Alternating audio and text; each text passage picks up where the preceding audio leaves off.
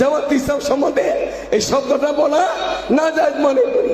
জামাত ইসলাম বললে ইসলাম স্বীকার করা হয় না, জামাত শিবির। এটার নাম কি? জামাত শিবির। আবুল আলা মওদুদীর ইসলাম মদিনার ইসলাম নয়। দেশের চিহ্নিত বাতিল আমাদের সামনে এখন ধোঁকা দিতে আসছে। ইলেকশনের নামে আগেও দিছে, এখনো দিতেছে।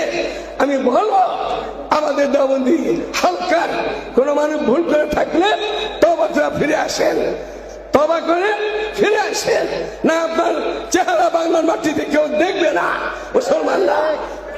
আমি বলতে চাই জামাত ইসলাম সম্বন্ধে এই শব্দটা বলা না যায় মনে করি।